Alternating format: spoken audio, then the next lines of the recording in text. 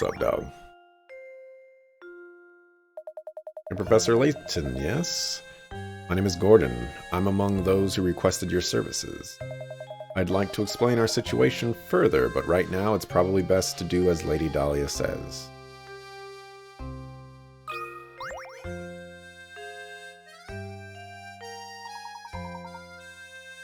Madam, what is it? What in the world happened? My little Claudia got scared and ran off. Didn't you see her dart out of the room? I must have missed her. I'm terribly sorry, madam. Oh, you're just useless, aren't you? Professor, you didn't see which way my baby ran off to, did you? Your baby, madam? You're referring to that white cat. I saw it run out of the door a moment ago. What? And you simply stood there and let her escape? Well, she is a cat. They are animals, after all, and animals must run about from time to... You fool, she is not just a cat. She has a name, and that name is Claudia Reinhold. She is a delicate flower, and she is simply a mess when I'm not close by to comfort her. Matthew, I need you to find Claudia and bring her back immediately. About this little inheritance problem of yours, Lady Dahlia. That can wait. Can't you see that we have more pressing concern on our hands at the moment? Could have stopped her and you didn't, so you have a responsibility to find Claudia and bring her back. What a sucker. Sending the professor off to find a silly cat, the nerve. Who do you think you are? Oh, it's fine, Luke. Besides, Lady Dahlia does have a point. It does seem we let Claudia run off. Madam, if you'll excuse us, we have a cat to track down. Thank you, and please hurry. Claudia is such a delicate flower, and even the coarse outdoor air might prove too much for her.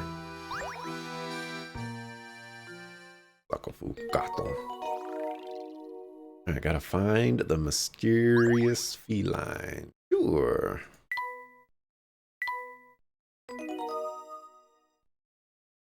Look at me, 11 puzzles in. I'm a puzzle extraordinaire.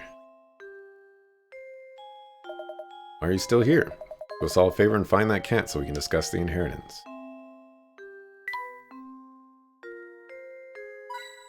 Hey.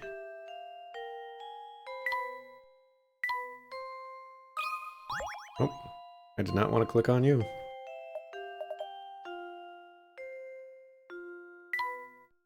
Get out of here.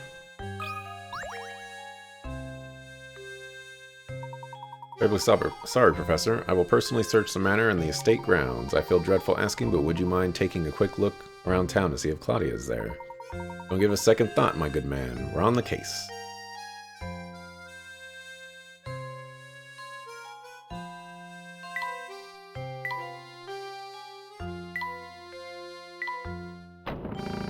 Gotta double check sometimes, you know.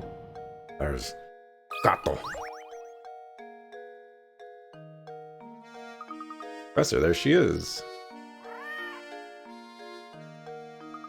Drat, she ran off. We can't stop now. Let's give the chase, Luke.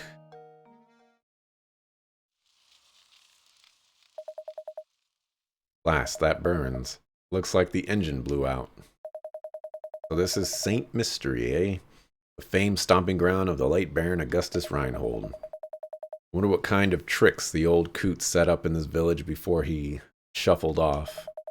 Oh, Layton, you ridiculous dandy. Just you wait. All the treasure you seek will be mine. It will be all mine.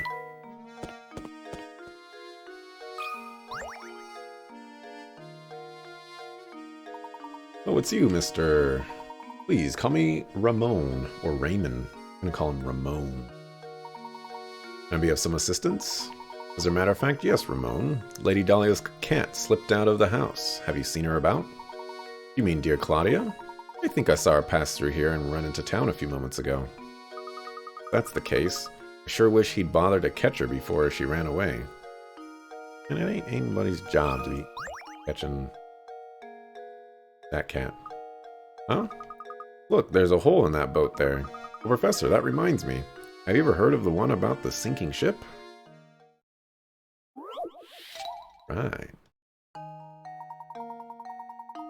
Oh, well, I'll restart that one.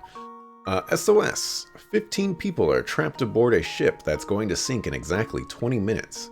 Their only chance for survival is the 5-person life raft stowed away on their vessel. To make matters worse, the waters around the ship are teeming with man-eating sharks, so swimming to safety is out of the question. A round trip to the nearest island and back to the boat take 9 minutes on the raft. How many people will live to see dry land?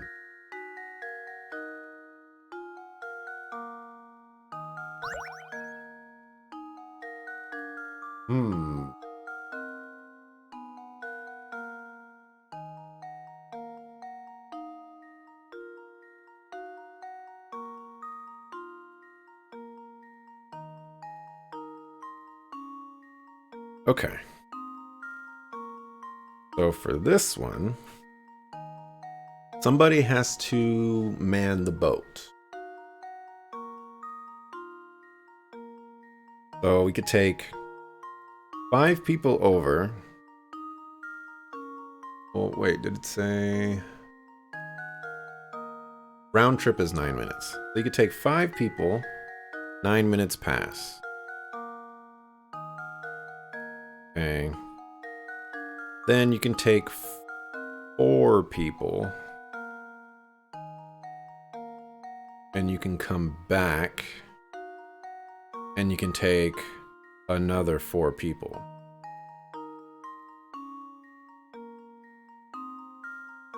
So we're going to go with 13.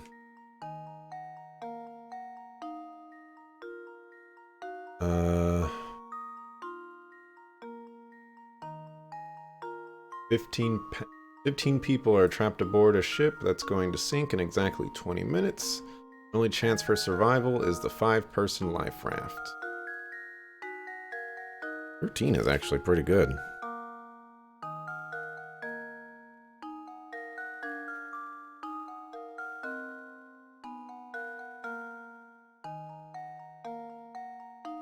Yeah, so if one person's driving it, you count him in the first batch, so that's 5 people.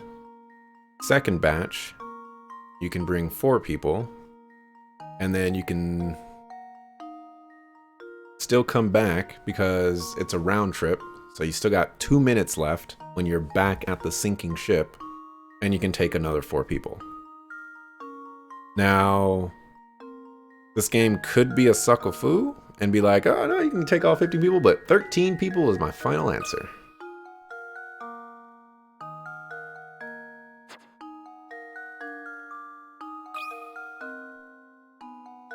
Luke, here's my answer. Hey, let's go. Is the key to success. Like a boss. Nicely done. A moment of silence for the 2 who didn't make it, please. Yep. See, they're counting the person that has to drive the boat. Excellent. Wow, great answer, Professor. It took me 5 times to as long to get that one. Better work on your puzzle skills.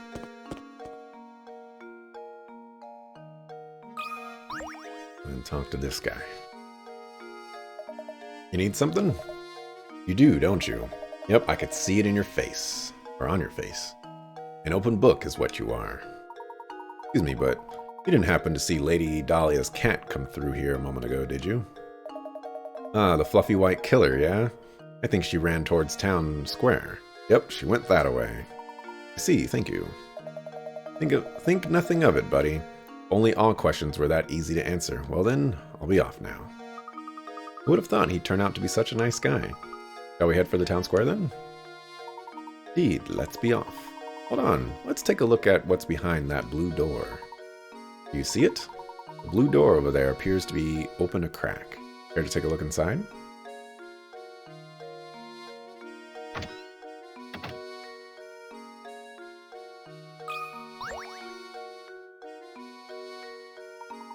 Look here, my boy. This extinguished candle has reminded me of a simply wonderful puzzle. Oh, this one will be easy. 10 candles stand burning in a dining room. A strong breeze blows in through a window or an open window and extinguishes 2 of them. Checking back in on the candles later, you see that 1 more candle has gone out. Make sure no more flames go out, you shut the window. Assuming the wind doesn't extinguish any more candles, how many candles do you have left in the end?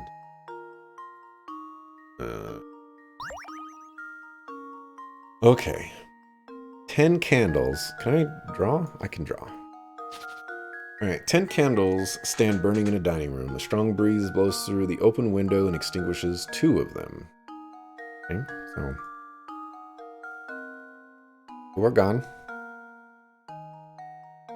Checking back on the candles later, you see that 1 more candle has gone out. Goodbye. Make sure no more flames go out. You shut the window. Assuming the wind doesn't extinguish any more candles, how many candles do you have left in the end? That would be... Oh. Oh. This is a nasty puzzle. This puzzle's a suckafoo. I'm gonna say this first. I think I've got it. Oh. Okay. Oh, I was sure I had Think about the it. problem one more time. The puzzle asks you to figure out how many candles you have left in the end. Well, what does that actually mean? Not 10? Start off with 10 candles, right? I thought I was being so clever.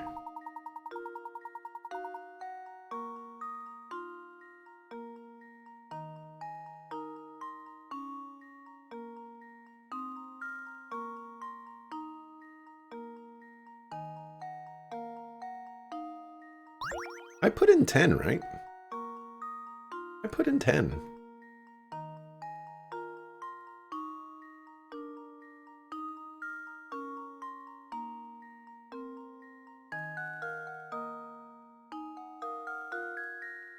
I guess we'll try 7.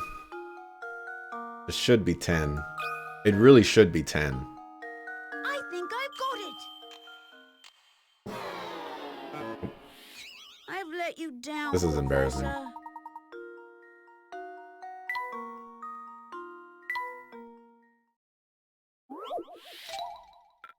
I'm gonna put in 10 one more time.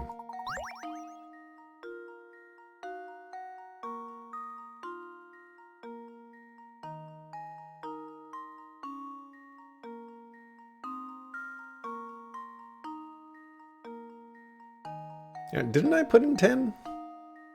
I'm gonna look this one up. This is a horrible one to look up, but I could have sworn. Well, I guess I could read the hint. It may seem straightforward, but it wouldn't be a puzzle if there wasn't a trick to it. Read the problem over again. The problem wants to know how many candles you have left in the end. Wind blows out 2 candles, and then shortly afterwards blows out 1 more. How many candles are extinguished? Candles that aren't extinguished by the wind continue to burn. What will happen to these candles if they are allowed to keep burning?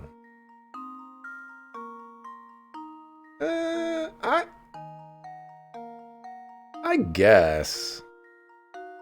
I feel like that's kind of a stretch. Think critically about what have left in the end really means. It means that an item continues to exist, doesn't it? So what becomes of a burning candle when it's left alone? I feel like that's kind of a stretch.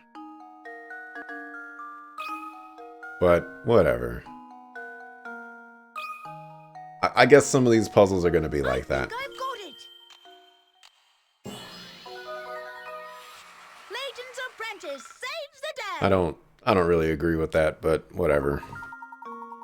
That's correct. The 7 candles that manage to stay lit will melt down completely. The only candles that remain in the end are the 3 that are extinguished by the wind and therefore stay intact.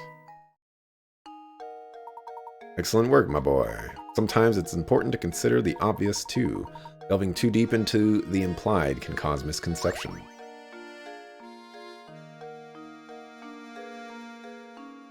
I don't agree with that.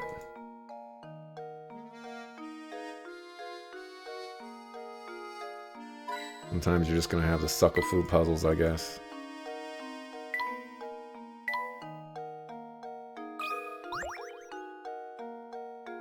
And that one's supposed to be easy, too.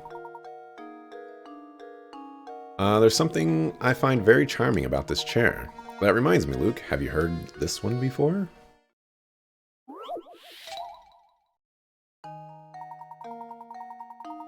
A new multi-purpose event hall has been built in the center of your town. It will be used for everything from concerts to sporting events to conventions. With the hall complete, it's time to order the chairs. 5 chair designs, labeled A through E, are being considered, but of all the designs, only one chair is completely suitable for the auditorium. Which chair is it? An all-new multi-purpose hall has been built in the center of your town. It will be used for everything from concerts to sporting events to convention. With the hall complete, it's time to order the chairs. 5 chair designs labeled A through E are being considered. Of all the designs, only one chair is completely suitable for the auditorium.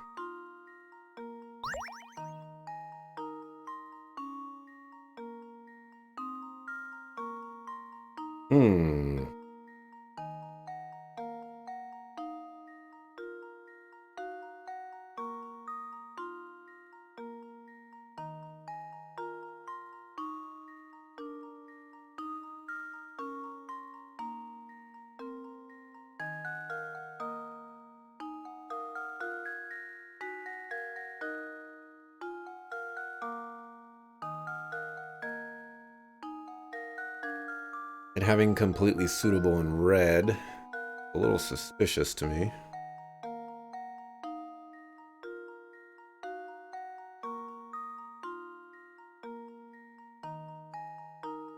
I have two guesses right now. I'm leaning towards one a little bit more than the other.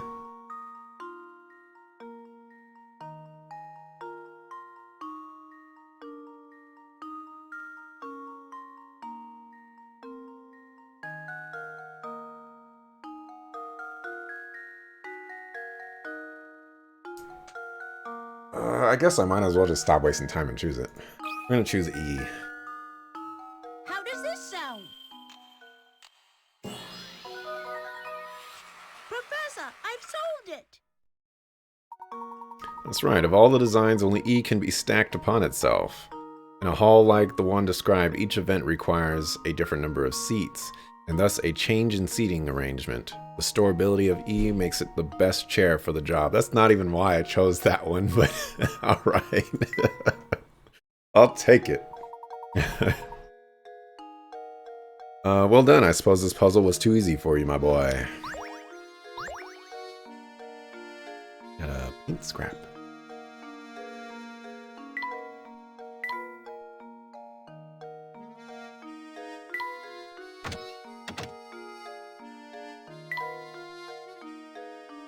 I'll go this way.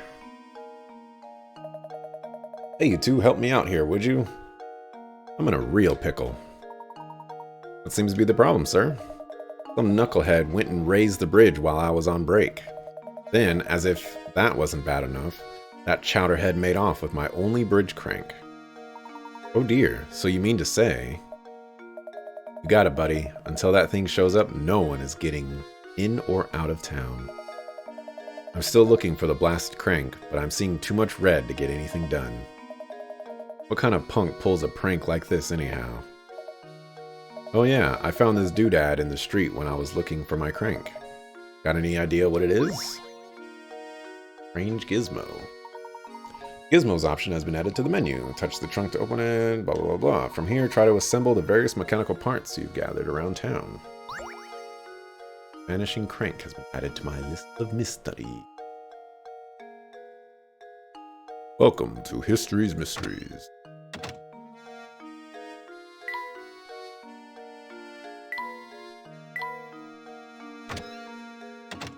Gonna find the goods.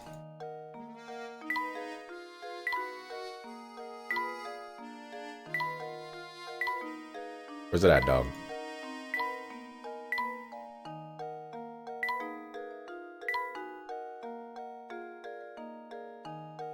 Where's it at? Oh, I'm looking for a hint coin. There's a hidden puzzle here.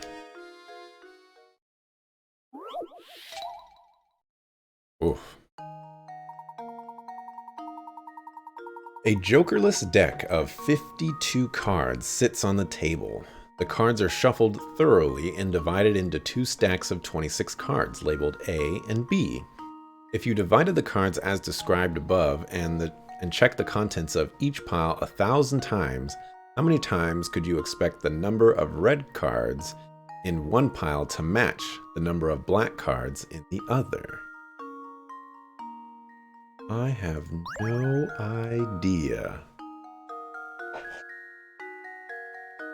1,000 times.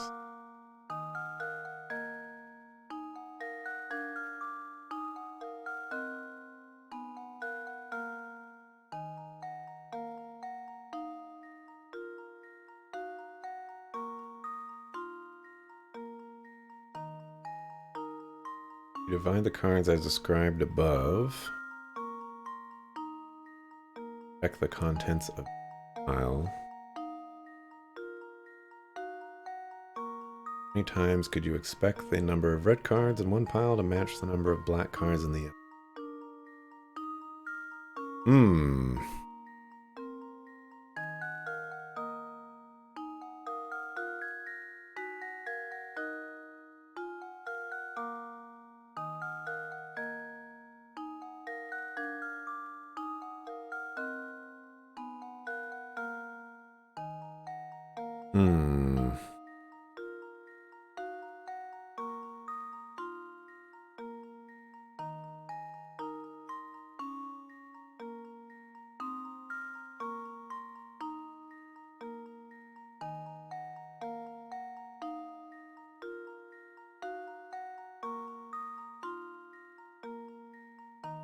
My gut is telling me 0. So I want to go with 0 first.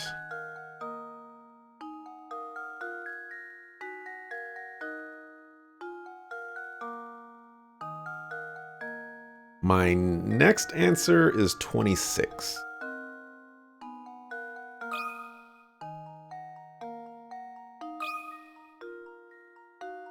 How does this sound? I figured as much. Oh, I was sure I had Give it it. another shot.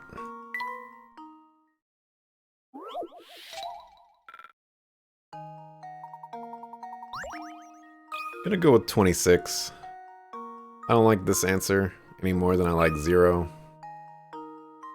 How does this sound? I'm so embarrassed.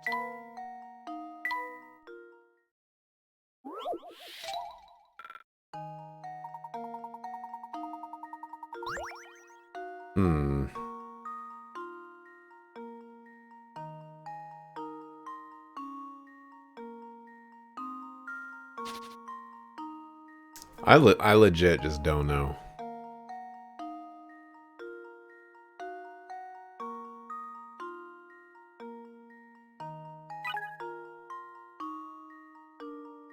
Let's use a hint coin. How many red cards and black cards are there in a deck of 52 cards? Sometimes I hate these hints, man. Like, yeah, there's 52 cards, man.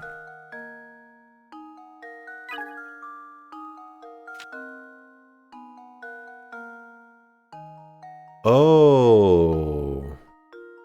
Well, no.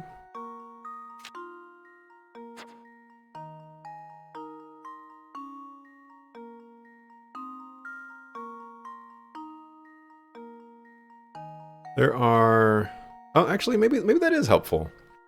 So there are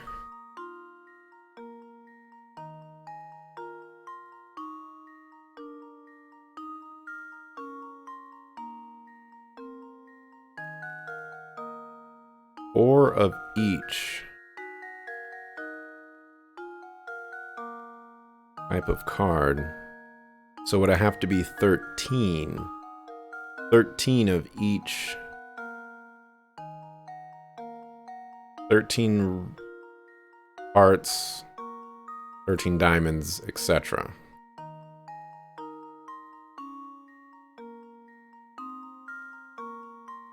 Does that really matter though?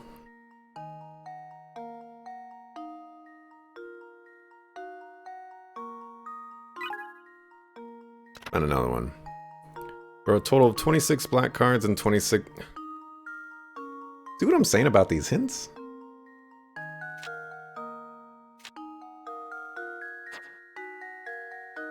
Whatever, let's just spend the last one. The number of cards in a pile A is equal to 26 minus the number of black cards in a pile.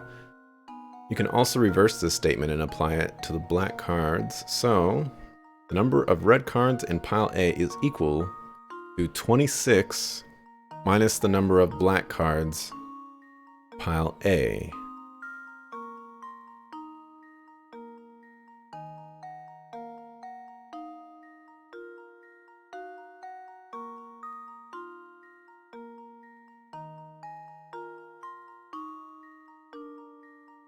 It's not helpful to me at all.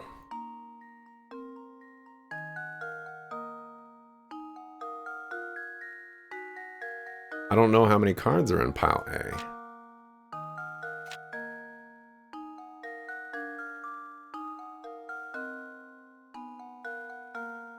Helpful at all.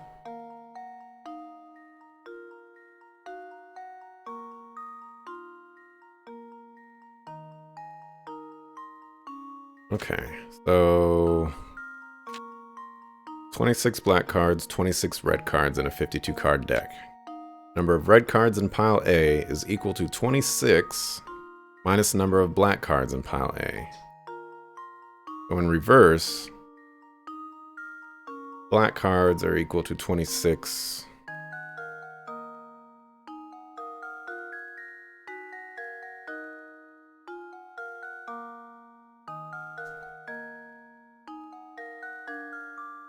yeah.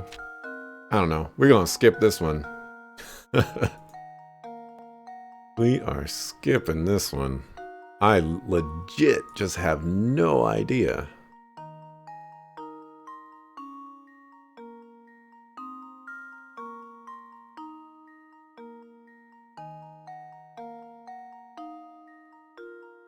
Okay, the solution.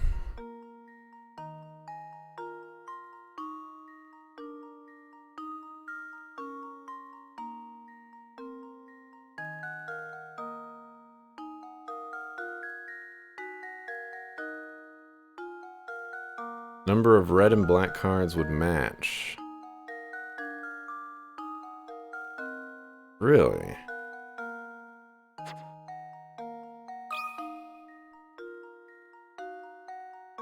This is saying this? I think I've got it! Professor, I've solved it! You can expect a corresponding number of red and black cards to show up between the piles 1,000 times out of 1,000 tries. There are 26 cards of each color in a 52 card deck. If you form 2 piles of 26 randomly selected cards from this deck, the number of red cards in pile A is equal to 26 cards minus the number of black cards in pile A.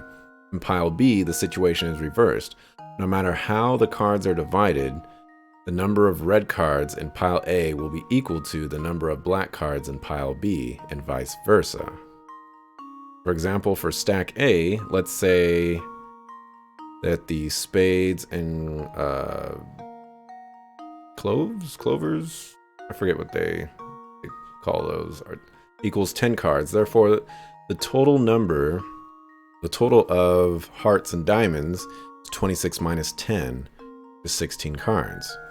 In which case, the total of spades and clovers is 26 minus 10 equals 16 cards. So hearts and diamonds must be 26 minus 16 equals 10 cards.